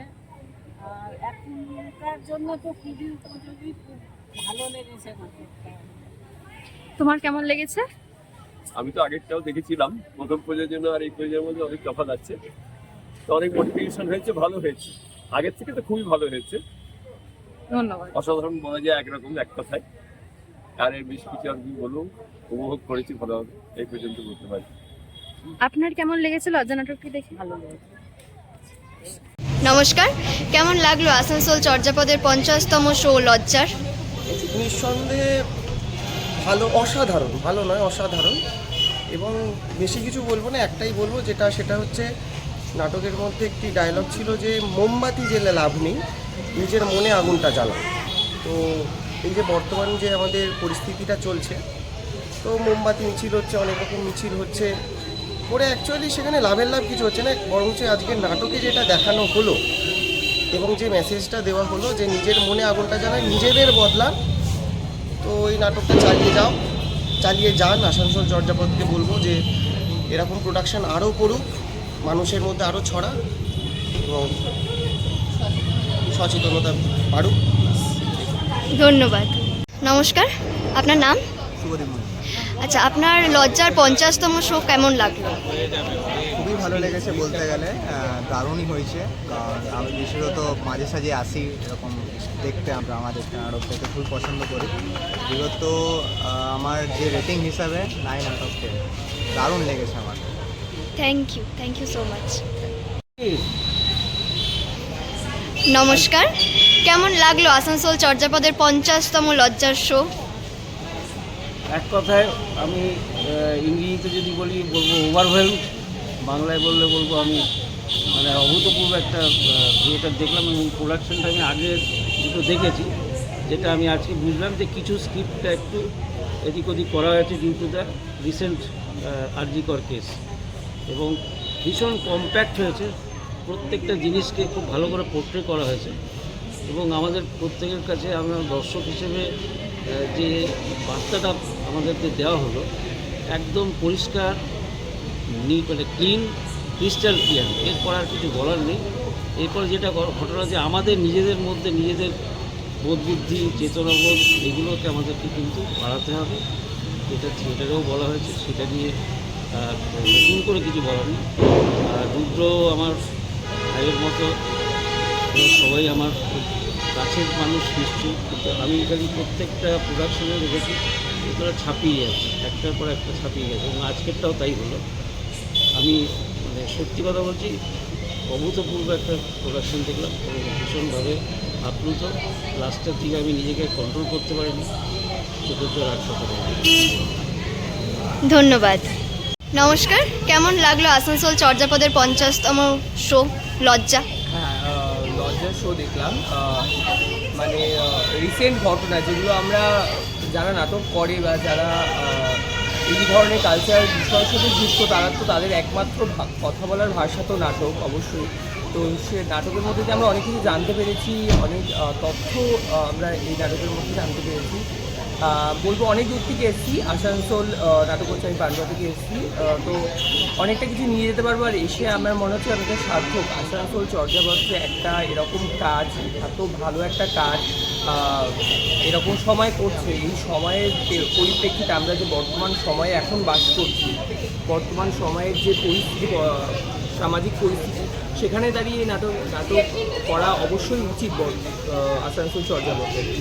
তো হ্যাঁ, আর এই নাটকের যে বিষয়বস্তু, এই লজ্জা মহিলার, নারীর নয়, এই লজ্জা সত্যি পুরুষের। আমাদের এই লজ্জা কখনো কোনো মেয়ে রেপ করে সেই তাকে কখনোই বলা যায় না যে এই লজ্জা মহিলার, এই লজ্জা হচ্ছে সমাজের পুরুষদের। তো আসানসোল চর্যাপদকে বলবো যে এই নাটক আপনারা চালিয়ে দেন, কিছুতেই বন্ধ করবেন না, কারণ সমাজের সকল পুরুষদের, বেশিরভাগ সবাইকে এটা দেখা উচিত। ধন্যবাদ। ধন্যবাদ। নমস্কার, কেমন লাগলো চর্যাপদের 50তম লজ্জার শো? লজ্জা যতবারই দেখি, ততবারই হৃদয়ের ভেতরটায় অদ্ভুতভাবে নাড়া দেয়। এটা নিয়ে, লজ্জা নিয়ে কিছু বলতে পারাটাই একটা লজ্জা। প্রতিবার যখন দেখি, প্রতিবারই আমার মনে হয় যে নতুন করে এটা দেখছি। আমার মনে হয় মহিলাদের থেকে পুরুষদের লজ্জা নাটকটা দেখা বেশি প্রয়োজন। আমরা শিশু বয়স থেকে কিন্তু ধর্ষিতা হয়েই যাচ্ছি। ধর্ষণ, এখানে ধর্ষণ নিয়েই করেছে, লজ্জাটা ধর্ষণ নিয়ে। এই সময়ে যেভাবে ধর্ষণ হচ্ছে চতুর্দিকে, এই সময় লজ্জা একটা প্রাসঙ্গিক নাটক। ঠিক সময় চর্যাপদ এই নাটকটি করেছে এবং প্রত্যেক কলাকুশলীকে, মানে কাকে ছেড়ে কাকে বলবো, প্রত্যেকের অভিনয় এত প্রাণবন্ত, দেখতে দেখতে আমরা ওই চরিত্রের মধ্যে মিশে গেছি। আমি মনে হচ্ছিল যে আমি বুঝি ধর্ষিতা, সে এক নারী। আমরা ছোটোবেলা থেকেই ধর্ষিতা হই। ধর্ষিতা কিন্তু শুধু ছুঁয়েই যে ধর্ষিতা হতে হয় তা নয়, দৃষ্টি দিয়েও ধর্ষণ করে আমাদের পুরুষরা। স্কুল কলেজে যখন পড়তাম, আমরা এখন বুড়ো হয়ে গেছি, স্কুল কলেজে যখন আমরা পড়তাম, বাসে ট্রেনে কিন্তু আমরা ধর্ষিতা হতাম। স্পর্শ দ্বারা মননে ধর্ষণ করা যায়, সেটাই লজ্জা দেখালো। এই লজ্জা নাটকটা আমার যতদূর মনে রুদ্রপ্রসাদের চক্রবর্তী লিখেছেন, অসাধারণ। মানে পুরুষ এবং মহিলা প্রত্যেকের মন থেকে তুলে এনে ও নাটকটা এখানে উপস্থাপন ভীষণ ভীষণ ভালো লেগেছে। চর্যাপদ দিনে দিনে উন্নতি করুক। আমি বলছি গোটা ভারতবর্ষ জুড়ে লজ্জা অভিনীত হোক, তাহলে এত যে প্রত্যেকটা প্রদেশে ধর্ষণ হচ্ছে, অন্তত মানুষের বিবেক একটু হলেও নাড়া দেবে। ধর্ষণ করার আগে তার মাথার মধ্যে লজ্জাটা ঢুকবে। এবং আমি চাই কোনো একদিন আমি দেখব চর্যাপদ হঠাৎ তারা একটা পোস্ট দিল যে আমরা বিদেশে লজ্জা নিয়ে যাচ্ছি। এটা আমার অন্তর থেকে কামনা, আমার আশীর্বাদ রইল আসানসোল চর্যাপদ। ধন্যবাদ। নমস্কার, কেমন লাগলো আসানসোল চর্যাপদের 50তম লজ্জার শো? এক কথায় অসাধারণ। আর প্রায় ভোর রাতে উঠে চন্দননগর থেকে এতদূর দৌড়ে আসা সার্থক মনে হচ্ছে। আর সব থেকে বড় কথা, মানে আমরা যে সময়টার মধ্যে দিয়ে যাচ্ছি, খুব সময় উপযোগী, খুব যুগোপযোগী। মানে প্রতিবাদ এমন একটা জায়গা দিয়ে ফুটে বেরিয়েছে, মানে কোনো জায়গায় স্বতঃস্ফূর্তভাবে, মানে এমন হাসিও পেয়েছে, সেরকম চোখে জলও এসেছে, গায়ে কাঁটা দিয়েছে। এই অনুভূতিগুলো মানে অনেক দিন পর থিয়েটার হলে আবার প্রত্যক্ষ করলাম। আরও ভালো হোক, আরও উত্তরোত্তর শ্রীবৃদ্ধি হোক, এই আশা নিয়ে তোমাদের আরও শুভেচ্ছা জানাচ্ছি। এগিয়ে যাও। ধন্যবাদ।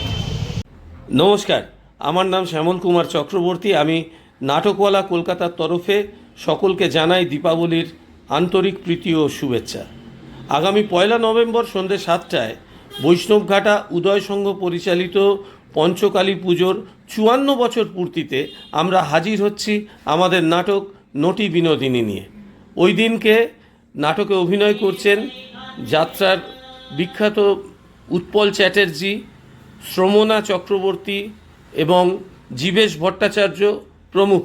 আমিও আছি। নাটকটির পরিচালনায় আছেন সুস্মিতা চক্রবর্তী। আমি এই ব্যাপারে বিশেষ ধন্যবাদ জানাবো শ্রী বাবু দত্ত রায় এবং শ্রী রথীন দে সরকারকে আমাদের এই প্রযোজনা করার সুযোগ করে দেওয়ার জন্য। আশা করি আপনাদের সকলের ভালো লাগবে। কালী পুজোর আবহাওয়ায় যদি শ্রী ঠাকুরের একটা নাটক দেখা যায়, তার চেয়ে ভালো আনন্দের কিছু হয় না। জয় শ্রী ঠাকুর রামকৃষ্ণ দেবের জয়। দেখা হচ্ছে বন্ধুরা।